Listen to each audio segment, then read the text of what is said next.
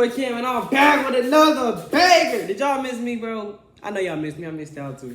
I slick really, bro. I'm out here, no haircut, no bogus. Bro, I've been out here just, man. Life been life, bro. I've been living life, taking shit day by day, bro. I'm not gonna lie. Bro, this shit keep popping up on my screen. Like, bro, this shit be blowing me. Shit be popping up on my screen. But how y'all been, though? I hope y'all accomplished something great today, bro. I'm not gonna lie, bro. I'm gonna keep that shit real with y'all. I ain't been dropping like I'm supposed to on YouTube, bro. Because sometimes I be losing my motivation for this shit, bro. I'm gonna keep it so real with y'all, bro. Cam, why do you be losing motivation for YouTube? Cause, bro, I ain't gonna lie.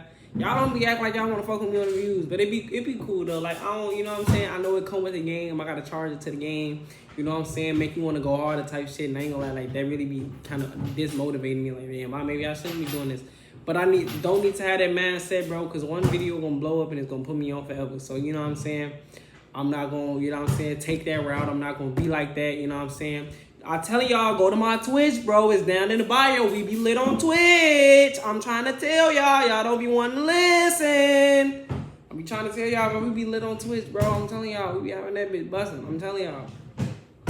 But don't forget to like, comment, subscribe on the video. You know what I'm saying? I ain't got nothing else to ramble about. We got Luka is coming for revenge.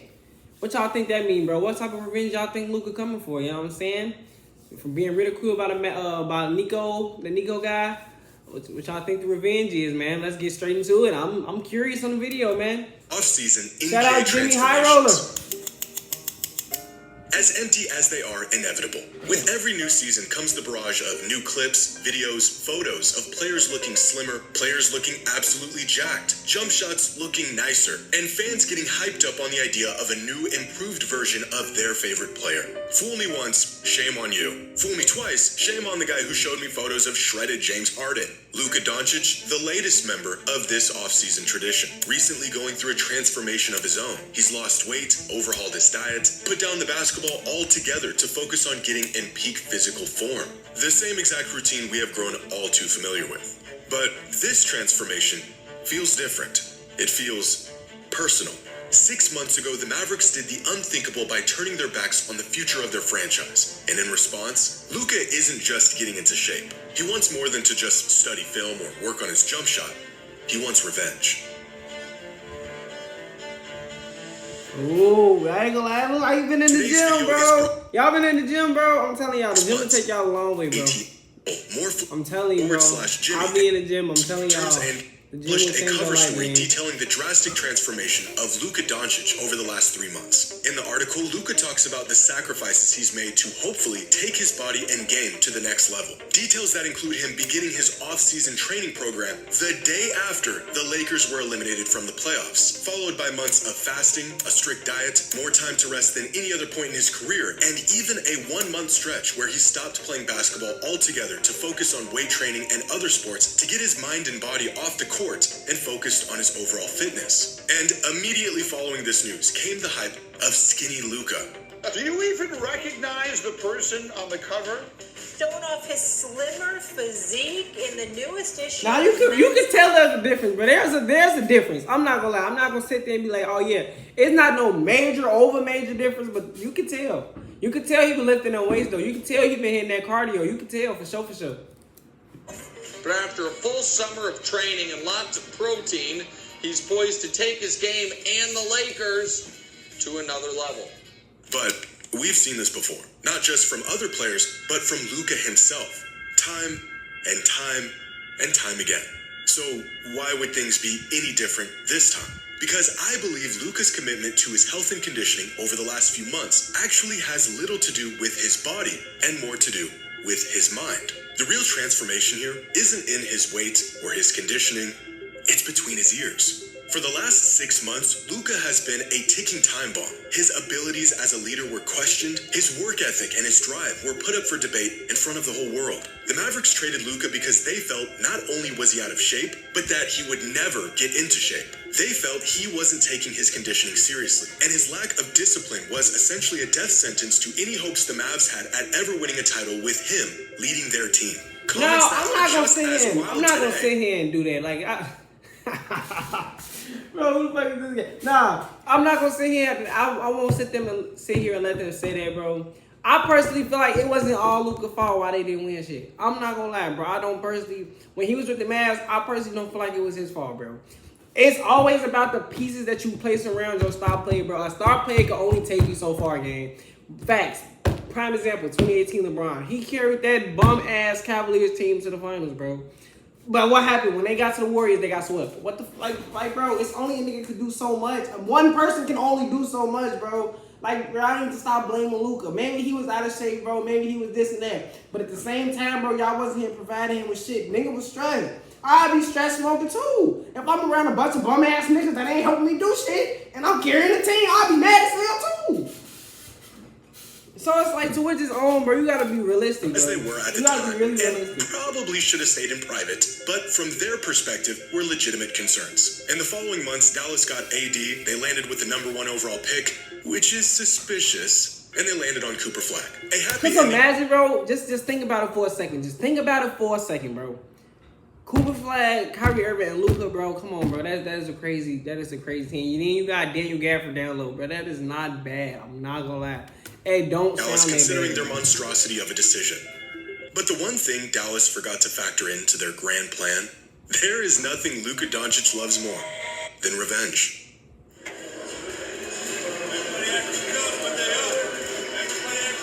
This is the same man who embarrassed a 64-win Suns team, sent them packing in a historic Game 7, and talked smack the whole entire time because they got a little too confident. This is the same man who put the Defensive Player of the Year on an island, walked him down for a game winner, and told him he couldn't guard him, all because of one hard foul. He dropped a 50-piece on the Pistons because their assistant coach said a few things he didn't like. It seems like there was a little extra chirping going on with the bench tonight. Did that impact it was their assistant coach. He started chirping in the first quarter. So they didn't like when I chirped back. Now they said play basketball. If they're going to chirp at me, I'm going to chirp back. I ain't scared. For every snide remark, every unsightly gesture, comes a Luka masterclass as a result of the unfortunate soul who thought it was a good idea to cross him. You want to take a wild guess at who he scored the most points against last season? That's right. The man knows how to hold a grudge. This, my friends, is not a coincidence. And neither is Luka getting into the best shape of his life this offseason. After 7 years in the NBA and refusing to take his health and conditions... Bro, he's been in the league for that long, bro. What the fuck? That's crazy. I'm not gonna lie, that's crazy.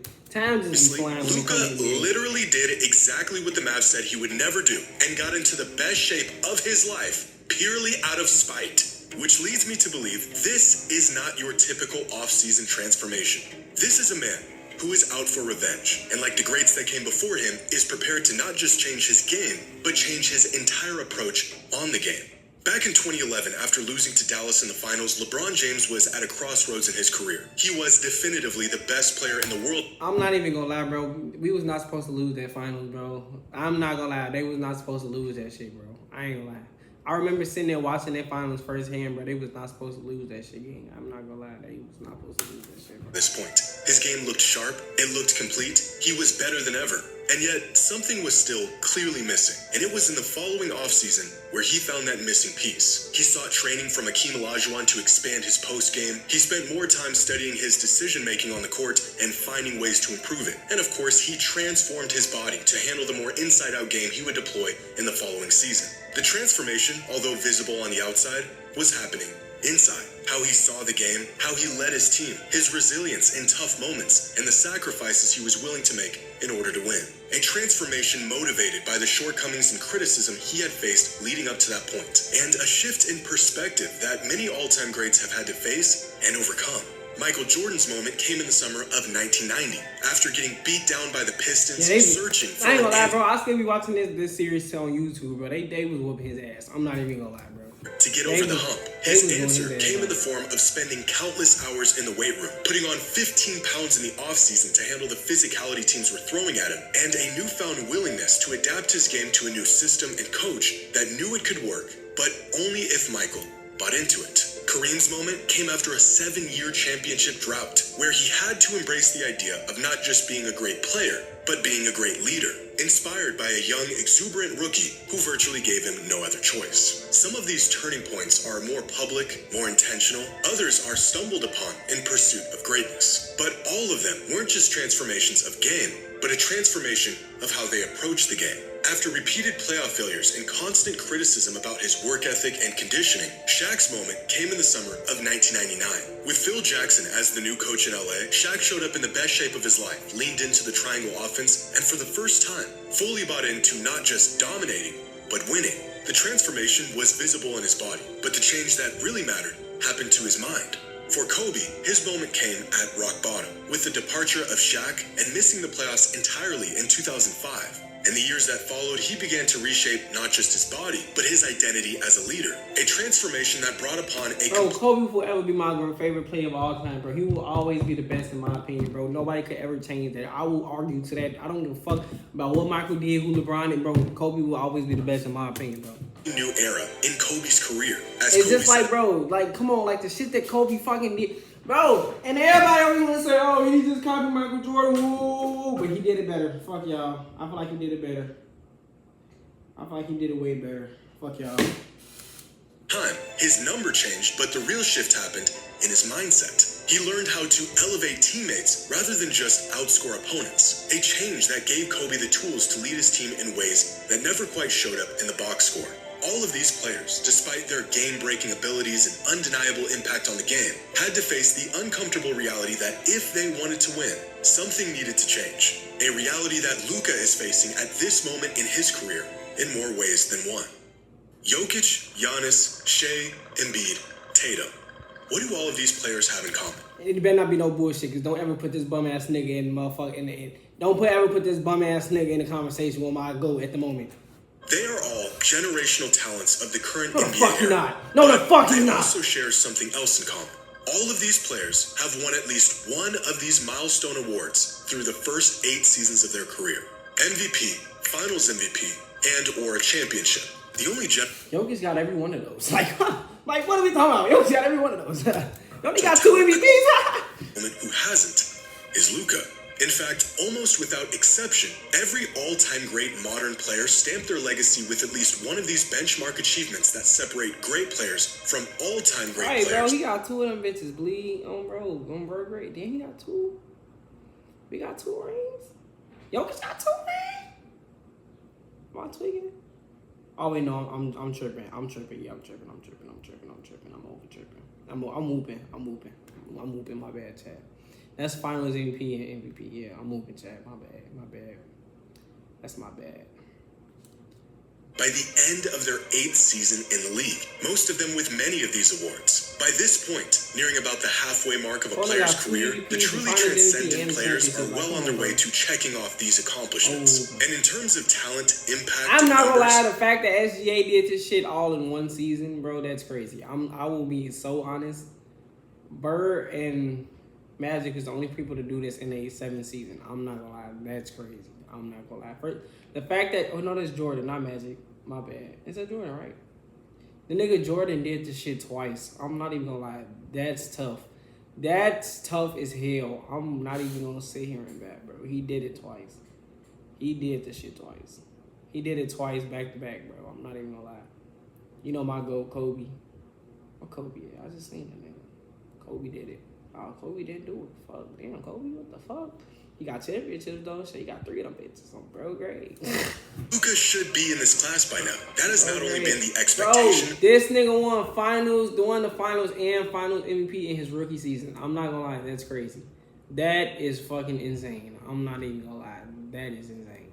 The trajectory he's been on for the past half-decade. But he has yet to achieve any of these accomplishments going into his 8th season in the league. Luka just had to sit by and watch his own draft classmate pull off a historic run. MVP, Finals MVP, and a championship in the bro, same being season. real, bro, I'm not gonna lie. I don't think SGA will win another chip, bro. I'm gonna keep that so real, bro. Their team was so put together. It was crazy. Their team was so put together, and that's if they do this shit again, bro, next season, bro, all right, I'll give him his props. I'll take back what I said, bro. But I don't see him win another one. His team was just I ain't gonna lie, they had the recipe. All while Luka was being told he didn't even have what it takes to lead lead a team to a championship. The man is watching his peers take over the NBA and cement their legacies right in front of his eyes. Pair that with the doubt and ridicule the Mavericks have shown him, and a man who has sought revenge for a whole lot less, and you have a recipe for what may just be a real transformation, fueled by failure and an unwavering desire to get even. How y'all feel about it, bro? Y'all think Luka coming from revenge? Y'all think it's over with for Luka? What y'all think, man? Y'all think he gonna win this year, bro? Y'all think the Lakers? I ain't gonna lie. If he carry LeBron to a chip, I'm not gonna lie. If they carry LeBron to a trip, that'd be crazy. I'm not gonna lie. Let me know how y'all feel about it down below in the comments, man.